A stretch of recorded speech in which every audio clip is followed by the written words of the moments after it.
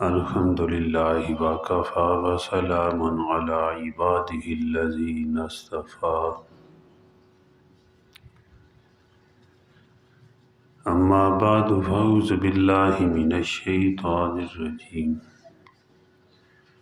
بسم اللہ الرحمن الرحیم وذکر فإن الذکریٰ تنفع المؤمنین صدق اللہ مولانا العظیم اللہم صل علی محمد وعلی آل محمد کما صلیت علی ابراہیم وعلی آل ابراہیم انک حمید مجید اللہم بارک علی محمد وعلی آل محمد کما بارکت علی ابراہیم وعلی آل ابراہیم انک حمید مجید اللہم صل علی محمد الذی اشرقت بنورہ الظلم یا رب صل وسلم دائما ابدا علی حبیبک خیر الخلق کلہم۔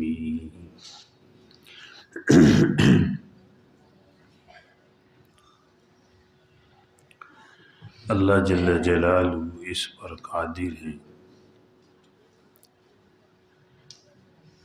کہ سردی کو گرمی میں تبدیل فرما دے اور گرمی کو سردی میں تبدیل فرما دے۔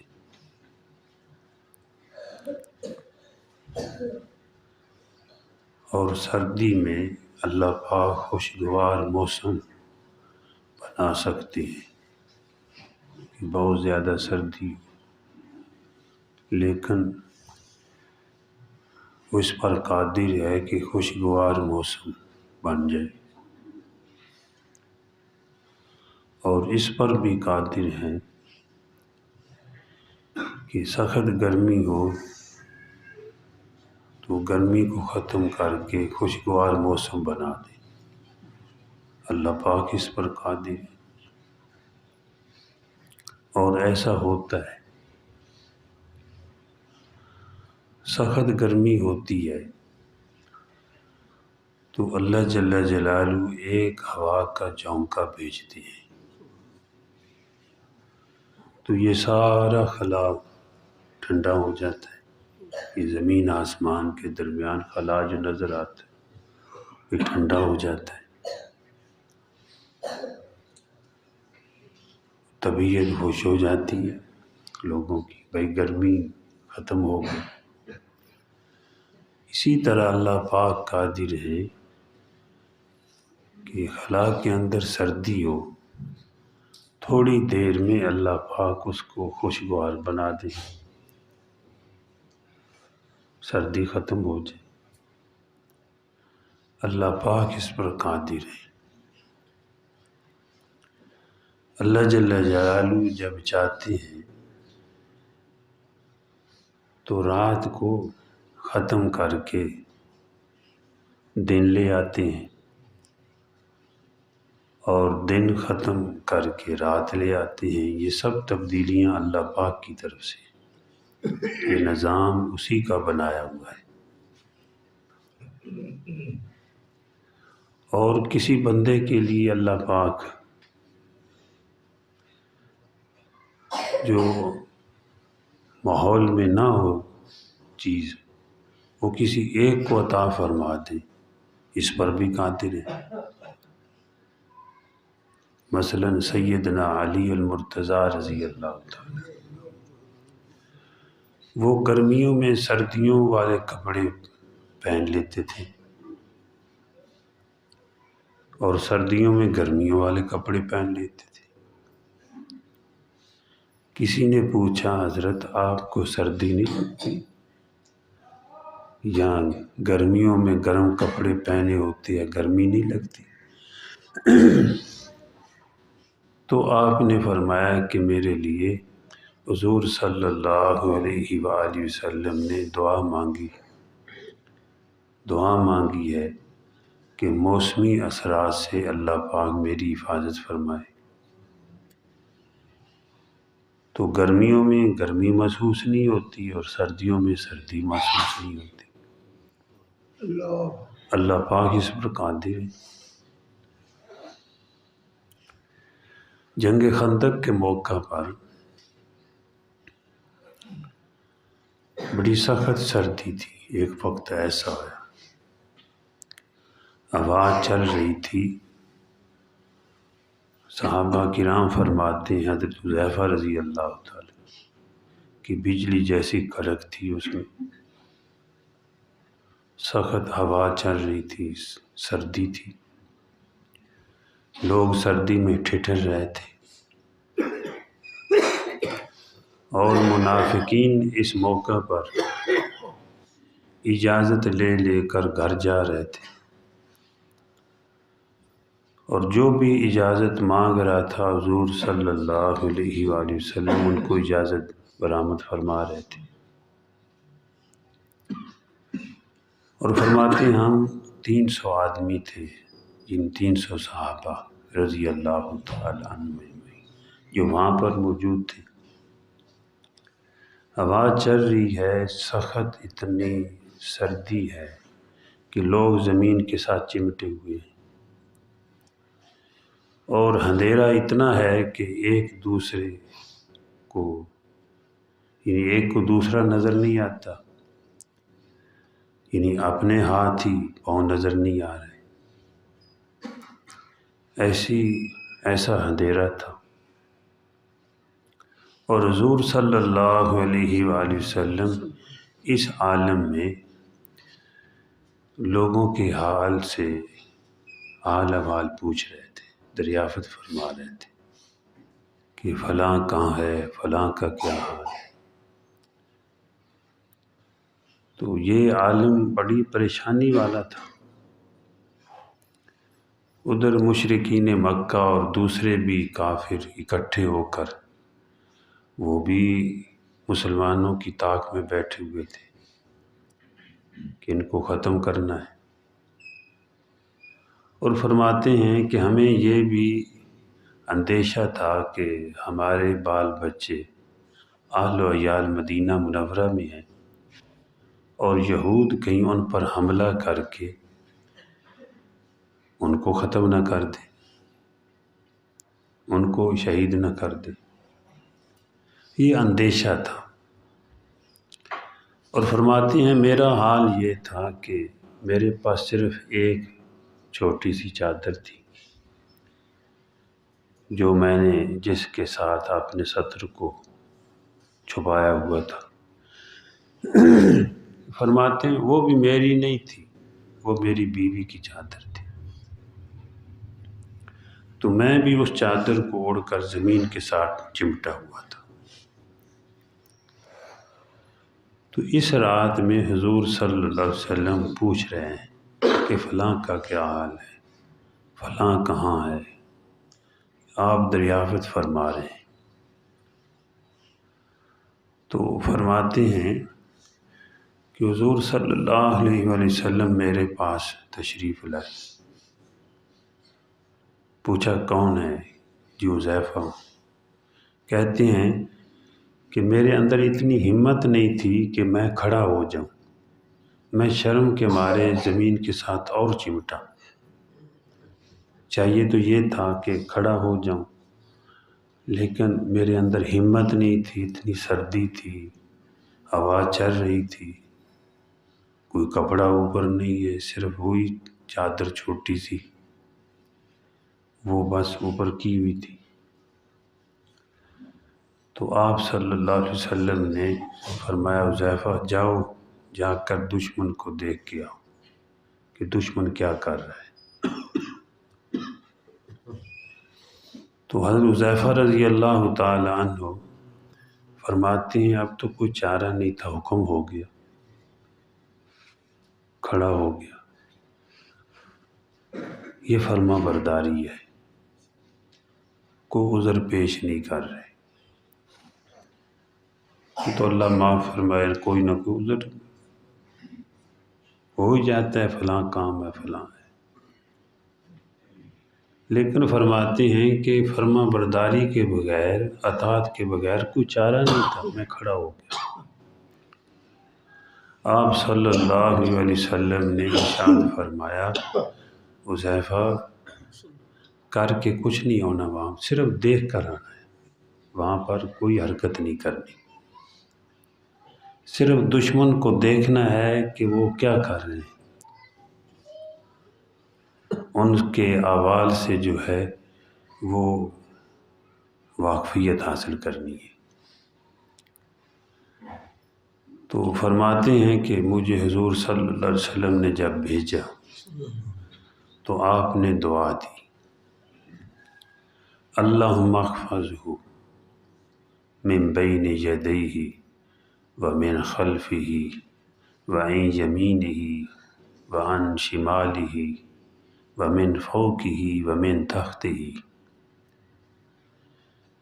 دعا دیے کہ اے اللہ اس کی آپ حفاظت فرمائیں، سامنے سے پیچھے سے، دائیں سے بائیں سے، اوپر سے نیچے سے۔ فرماتے ہیں جو ہی حضور صلی اللہ علیہ وسلم نے یہ دعا فرمائی تو میرا خوف ختم ہو گیا،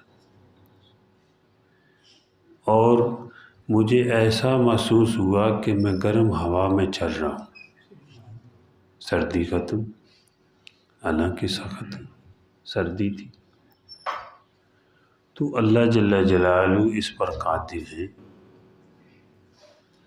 کہ وہ سردی میں کسی کو سردی نہ لگنے دے، سردی کوئی گرمی اس کے لیے بنا دے، اللہ پاک اس پر قادر ہے۔ تو کہتے ہیں کہ بس میں اس حال میں چل رہا تھا کہ جیسے گرم ہوا ہے، کوئی سردی بھی نہیں ہے، کوئی خوف بھی نہیں ہے۔ تو جہاں دشمن بیٹھا ہوا تھا وہاں پہنچا، دیکھا کہ لوگ آوازیں دے رہے ہیں، قبیلے ایک دوسرے کو آپس میں کہ بھئی واپس چلو واپس چلو۔ آواز اتنی تیز تھی کہ پتھر اڑ اڑ کر ان کے خیموں پہ پڑ رہے تھے اور جانور ان کے ہلاک ہو رہے تھے، اور وہ آوازیں دے رہے ہیں کہ واپس چلو واپس چلو۔ یہ ان کا حال تھا، اور آگ جلائی ہوئی اوپر ہاتھ اپنے گرم کر کے سیک کر اپنی کوکھ پر لوگ پھیر رہے تھے۔ تو میں بھی وہاں پہنچا، تو انہوں نے محسوس کیا کہ کوئی جاسوس ہے، کہنے لگے بھئی کوئی بیچ میں ہمارے کوئی ہے غیر جاسوس ہے، پوچھو کون ہے۔ تو ایک دوسرے سے پوچھنے لگے کون ہے، کہتے میں نے جلدی جلدی ایک ہاتھ پکڑا اور کہا تو کون ہے؟ اس نے کہا سبحان اللہ، تو مجھے نہیں جانتا، میں فلاں ہوں۔ کہتے ہیں اس دوران جو ابو سفیان تھے اس وقت مسلمان نہیں ہوئے تھے، کافروں کی طرف سے سردار بن کر، سپہ سالار بن کر آئے ہوئے تھے، وہ بھی آگ پہ بیٹھے ہوئے تھے۔ تو میں نے سوچا کہ آج اس کو نپٹا دوں، آپ نے ترکش سے تیر نکالا، کمان پہ چڑھایا، لیکن جو ہی اس کو تیر مارنے لگا تو ذہن میں حضور صلی اللہ علیہ وسلم کا ارشاد آ گیا کہ آپ صلی اللہ علیہ وسلم نے ارشاد فرمایا کہ کر کے کچھ نہیں ہونا، صرف دیکھ کر آنا ہے۔ تو کہتے ہیں پھر میں نے اپنا تیر واپس ترکش میں ڈال لی۔ یہ بھائی فرما برداری ہے، صحابہ کرام اس طرح فرما بردار تھے، اپنے جذبات پہ عمل نہیں کیا، حضور کے ارشاد پہ عمل کیا صلی اللہ علیہ وسلم۔ تو فرماتے ہیں میں پھر واپس ہوا، جب واپس آ رہا تھا تو راستے میں تقریباً 20 آدمی گھوڑے سوار وہ ملے۔ انہوں نے کہا کہ اپنے آقا کو سلام دے دینا اور بتا دینا کہ اللہ پاک نے دشمن کا بندوبست فرما دیا ہے۔ یہ فرشتوں کی جماعت تھی۔ اب ان کو فرشتے بھی مل رہے ہیں، حضور صلی اللہ علیہ وسلم کے ارشادات پر عمل کر رہے ہیں، اطاعت کر رہے ہیں۔ تو ان فرشتوں نے ان کے ذریعے، ورنہ براہ راست بھی حضور صلی اللہ علیہ وسلم کے پاس جا سکتے کہ اپنے آقا کو اطلاع دے دینا کہ اللہ پاک نے دشمن کا بندوبست فرما دیا ہے۔ تو کہتے ہیں کہ میں پھر حضور صلی اللہ علیہ وسلم کے پاس آیا، حاضر خدمت ہوا، آ کر حالات بتائے تو آپ خوش ہوئے۔ تو آپ کی یہ عادت شریفہ تھی کہ جب بھی کوئی پریشانی کا عالم آتا تو آپ نماز کی طرف متوجہ ہوتے۔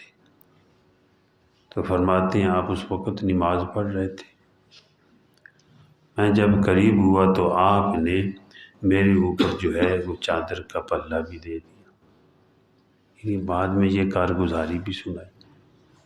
تو میں آپ صلی اللہ علیہ وسلم کے طلبوں کے ساتھ چمٹ گیا۔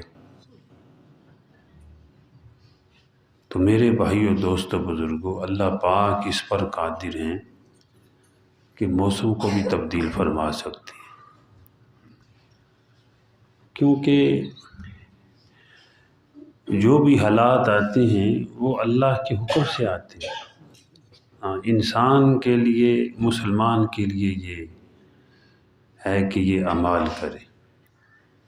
اب یہ حالات جب تھے نا، سارا عرب وہاں امٹ کے آ گیا کہ مسلمانوں کو ختم کر کے آنا ہے۔ اس وقت حضرت ابو سعید خدری رضی اللہ تعالیٰ عنہ یعنی اس پریشانی کے عالم میں حضور صلی اللہ علیہ وسلم کے پاس حاضر خدمت ہوئے کہ یا رسول اللہ صلی اللہ علیہ وسلم، کلیجے منہ کو ہیں، یعنی بہت پریشان ہیں، بہت گھبراہٹ ہے۔ تو آپ صلی اللہ علیہ وسلم نے ارشاد فرمایا کہ پڑھو اللہم استر عوراتنا وآمن روعاتنا، کہ اے اللہ ہماری کمزوریوں پر پردے ڈال دے اور خوف سے ہمیں امن عطا فرما، گھبراہٹ سے ہمیں امن عطا فرما۔ تو صحابہ کرام نے یہ دعا کی، یہ وظیفہ پڑھا، عرض کیا، آپ نے یہ وظیفہ بتایا، اللہم استر عوراتنا وآمن روعاتنا، کہ یہ پڑھو کہ اے اللہ ہماری کمزوریوں پر آپ پردے ڈال دیں اور گھبراہٹ سے ہمیں امن عطا فرما۔ تو صحابہ کرام نے یہ پڑھا، اللہ پاک نے ہوا کے ذریعے مدد فرمائی، جیسے میں بھی بیان کر رہا ہوں۔ بلکہ اگر کوئی گھبراہٹ میں ہے آج بھی، ایک ساتھی پریشان تھا، اس پہ ناجائز جو ہے وہ کہتا تھا مجھ پر مقدمہ بن گیا، پیچھے لگے ہوئے ہیں اور پریشان ہوں، تو میں نے اس کو یہی بتایا، الحمدللہ اللہ پاک نے ان کو بچا لیا، قانونی طور پہ بھی اور معاشرتی طور پہ بھی، اللہ نے اس کو امن عطا فرمایا۔ تو ہمارے لیے یہ رہنمائی ہے، صحابہ کرام رضی اللہ تعالی عنہم اجمعین پہ جو حالات آئے ہیں، اگر ان کو دیکھا جائے تو امت کے لیے اس میں رہنمائی ہے کہ بھئی گھبراہٹ ہو، پریشانی ہو تو کیا کرنا چاہیے، مقروض ہو تو کیا کرنا چاہیے، اور بے اولاد ہو تو کیا کرنا چاہیے، اولاد والے دعا کون سی کریں۔